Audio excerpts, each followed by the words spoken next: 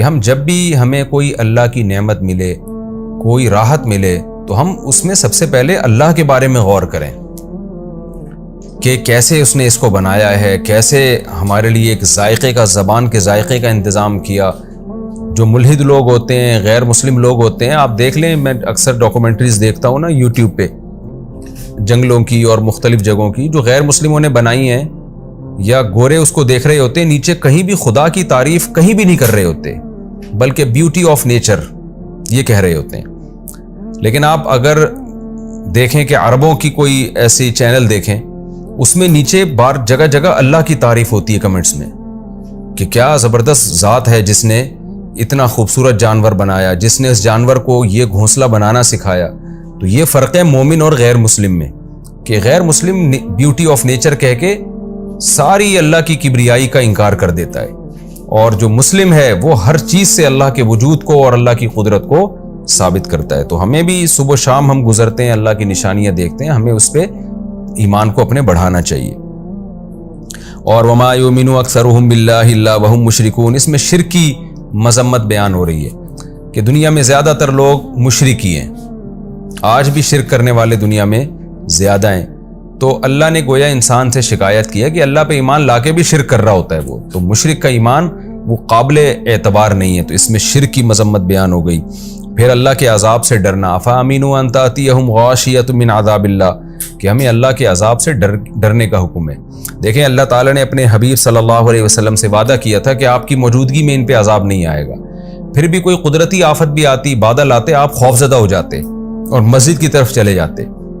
تو یہ اس کو کہتے ہیں ورع، یعنی تقوی سے اوپر کا درجہ ہے، کہ آپ کو نہیں پتا کہ یہ عذاب ہے یا ایک قدرتی بارش کا انتظام ہو رہا ہے، لیکن آپ کے دل میں اتنا خوف کہ آپ یہی سمجھیں کہ شاید یہ میری بدعمالیوں کی سزا مجھے مل رہی ہے۔ تو یہ حالانکہ آپ بدعمل نہ بھی ہوں تو بھی ڈریں آپ۔ جیسے حضرت عائشہ رضی اللہ تعالی عنہا نے نبی صلی اللہ علیہ وسلم سے عرض کیا، یا رسول اللہ، یہ جو قرآن میں آتا ہے کہ نیک لوگ اللہ سے ڈرتے ہیں، تو کیا اس سے وہ لوگ مراد ہیں جو گناہ کرتے ہیں پھر اللہ سے ڈرتے ہیں؟ آپ نے فرمایا نہیں، یہ وہ لوگ ہیں جو گناہوں سے بچتے ہیں پھر بھی اللہ سے ڈرتے ہیں۔ تو ہم تو کسی کھاتے میں نہیں، ہم تو گناہ کر کے بھی نہیں ڈر رہے ہوتے۔ تو شریعت میں مقصود یہ ہے کہ آپ برائی سے بچو پھر بھی اللہ سے ڈرو۔ تو الایمان بین الخوف والرجاء، ایمان امید اور خوف کے درمیان میں ہے، امید بھی ہونی چاہیے، ساتھ ساتھ خوف بھی چلنا چاہیے۔ اور قل ھذہ سبیلی ادعو الی اللہ، اس میں اللہ کی طرف لوگوں کو بلانے کی فضیلت ہے۔ کتنا بہترین کام ہے، یعنی لوگوں کو اللہ کی طرف بلانا۔ آج آپ کسی کو کسی کمپنی کی پروڈکٹ دے دیں کہ 5 آدمیوں میں یہ فروخت کروا دو تو اتنا کمیشن ملے گا، کیسے وہ کمپنی کی پروڈکٹ کی طرف لوگوں کو بلاتا رہے گا، صبح شام یہی کام کرتا رہے گا وہ بیٹھ کے، کیوں؟ اس کو ایک پروفٹ نظر آ رہا ہے اس میں۔ تو نبی نے کیا بتایا کہ نبی صلی اللہ علیہ وسلم اس کائنات میں سب سے افضل ترین انسان ہے، لیکن ان کی ذمہ داری کیا ہے؟ ظاہر افضل ترین شخصیت کو کام بھی سب سے افضل دیا جائے گا، تو نبی اس کائنات میں سب سے افضل، ان کو کام بھی سب سے افضل دیا گیا، وہ کیا ہے؟ اللہ کی طرف بلانا۔ تو اس سے داعی کی، جو لوگوں کو دین کی طرف بلاتے ہیں، پردے کی طرف، نماز کی طرف، زنا سے بچانے کی طرف، نکاح کی طرف، اور شرک سے بچانے کی طرف، اور قبر پرستی سے بچانے کی طرف، ماں باپ کے حقوق کی طرف، حلال کھانے کی طرف، یہ ساری چیزیں اسلام کی دعوت کہلائیں گی۔ تو جو لوگ بھی یہ کام کرتے ہیں وہ اللہ کی نظر میں ان کا مقام بہت زیادہ ہے۔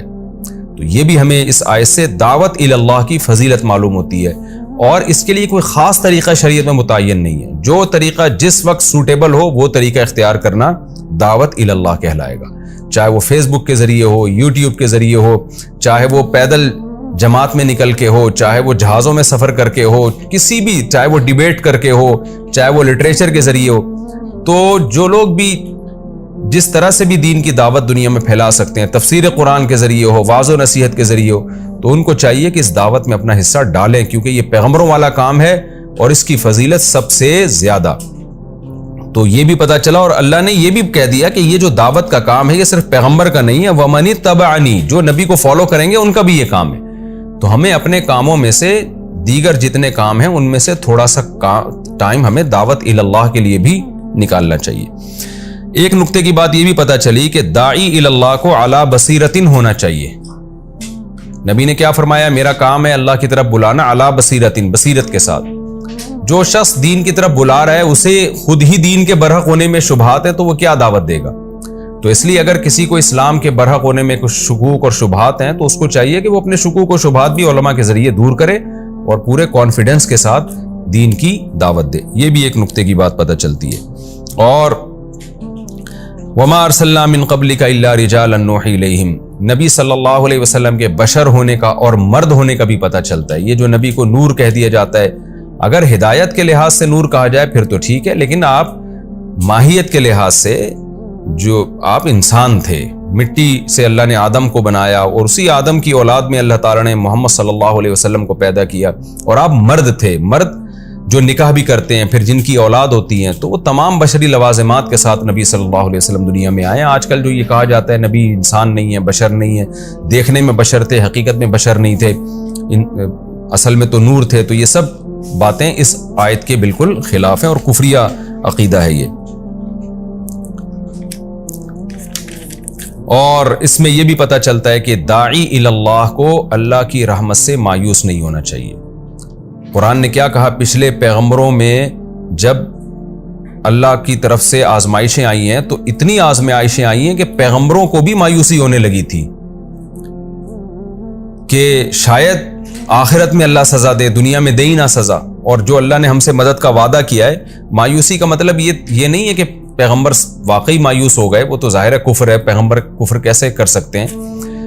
علماء نے اس کا مفہوم یہ بیان کیا ہے کہ پیغمبروں سے جب اللہ نے وعدہ کیا نا تو پیغمبر یہ سمجھنے لگے کہ یہ وعدہ فلاں ٹائم میں پورا ہو جائے گا کیونکہ اس میں ہماری آزمائش بہت زیادہ ہو چکی ہوگی، لیکن اللہ نے اس کو اور زیادہ ڈیلے کیا.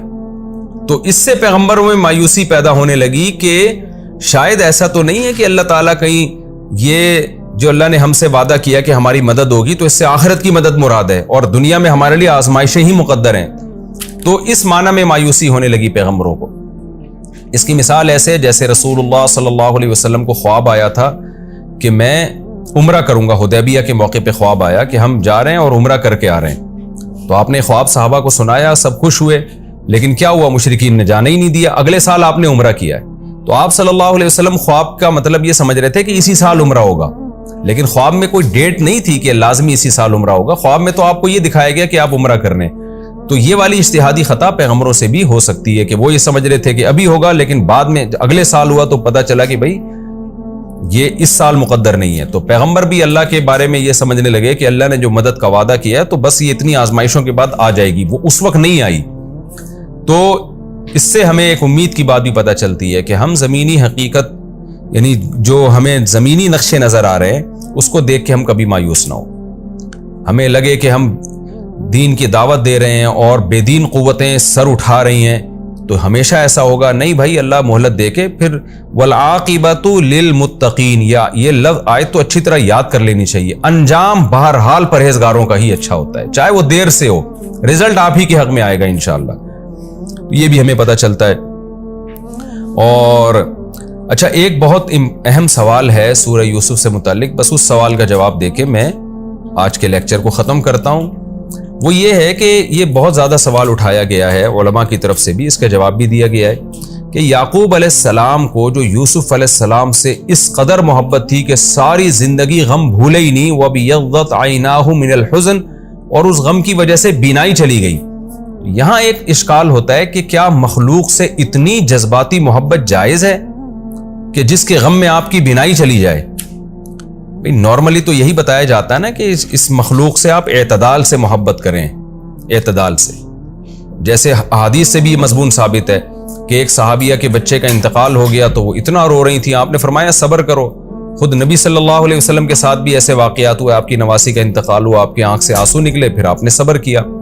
تو ٹھیک ہے، یعقوب علیہ السلام نے بھی صبر کیا، لیکن اتنی زیادہ محبت کہ اس میں گھٹ گھٹ کے آپ کی بینائی چلی جائے، تو بظاہر تو یہ چیز شریعت کے مزاج کے خلاف ہے. یعنی جو شریعت کی تعلیمات ہیں نا وہ یہی ہیں کہ مخلوق سے آپ اعتدال سے محبت کریں، اس میں غلو نہ کریں.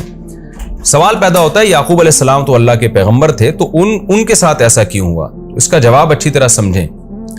دیکھیں، ایک عام آدمی جب اولاد سے بے پناہ محبت کرتا ہے تو اکثر اس کی بنا ٹھیک نہیں ہوتی، اس کی بیس ٹھیک نہیں ہوتی. وہ بیس کیا ٹھیک نہیں ہوتی؟ وہ دنیا کی وجہ سے محبت کر رہا ہوتا ہے. تبھی تو آپ دیکھیں نا، جو بچے زیادہ کما کے کھلا رہے ہوتے ہیں ماں باپ کو، ان سے محبت زیادہ ہوتی ہے، جو کم کما رہے ہوتے ہیں ان سے محبت کم ہوتی ہے. تو یہ بیس ہی غلط ہے. یعقوب علیہ السلام کو کتنی محبت تھی یوسف علیہ السلام سے، بے پناہ تھی، لیکن اس کی بیس اچھی تھی. وہ بیس کیا ہے کہ ان کو دین کی وجہ سے اپنے بیٹے سے محبت تھی، ورنہ کما کے کھلانے والے اور حفاظت کرنے والے تو دوسرے بیٹے زیادہ تھے. تو بیس جب اچھی ہو تو پھر جتنی زیادہ محبت ہو وہ شریعت میں قابل ملامت نہیں ہے، کیونکہ یہ محبت بھی اللہ کی محبت کی وجہ سے ہے. اس کی بیس اللہ کی محبت ہے، دین ہے اس کی بیس. دوسری بات یہ کہ ایک عام آدمی جب اولاد سے بہت زیادہ محبت کرتا ہے تو اس کی مذمت اس لیے کی جائے گی کہ یہ محبت دین میں رکاوٹ کا ذریعہ بنتی ہے. پھر یہی اولاد جب محبت میں آپ سے کہے گی گھر میں ٹی وی لا کے رکھو، ڈرامے لگاؤ، یہ لگاؤ، تو آپ اولاد کی محبت میں خدا کو ناراض کرنا شروع کر دیتے ہیں. جبکہ یعقوب علیہ السلام سے اس کا شائبہ بھی نہیں تھا. ان کی محبت اپنے بیٹے سے جتنی بھی تھی، اللہ سے محبت کا گراف اس سے بہرحال زیادہ تھا. تو اگر آپ اولاد سے بہت زیادہ محبت کرتے ہیں لیکن اللہ سے محبت اس سے بھی زیادہ ہے تو بھی یہ محبت بری نہیں ہے، کیونکہ جب اللہ اور اولاد کی محبت کا ٹکراؤ ہوگا تو آپ اللہ کی محبت کو، اللہ کے حکم کو غالب رکھو گے. جبکہ نارملی آج ایسا ہوتا ہے کہ جب بہت زیادہ اولاد سے محبت کرنا شروع کر دیتے ہیں لوگ تو اللہ کی محبت کا گراف نیچے آ جاتا ہے. تو ایسا حوصلہ کسی میں ہو جیسا یعقوب علیہ السلام میں تھا کہ بہت زیادہ محبت تھی بیٹے سے، اولاد سے، لیکن اللہ کی محبت اس سے بھی زیادہ تھی نا، تبھی تو اتنا عرصہ صبر کیا انہوں نے. تو پھر اولاد کی محبت جتنی بھی ہو یہ شریعت میں ناپسندیدہ نہیں ہے. یہ ہماری سورہ یوسف الحمدللہ کمپلیٹ ہوئی، اور اب ہم انشاءاللہ اگلے ایپیسوڈ میں سورہ رات شروع کریں گے، اور سورہ رات کا پہلا رکوع شروع کریں گے اور 12ویں پارے کا 7واں رکوع. اللہ تعالی ہمیں اس سورہ یوسف میں جو اسباق تھے ان کو سمجھنے کی اور انہی اسباق کو سامنے رکھ کر اللہ ہمیں زندگی گزارنے کی توفیق عطا فرمائے، اور اللہ ہمیں مصیبتوں سے دور رکھے. کہ ہم یوں دعا نہ مانگیں کہ اللہ ہمیں مصیبتیں دے اور پھر صبر کی توفیق دے، نہ، ہم تو کمزور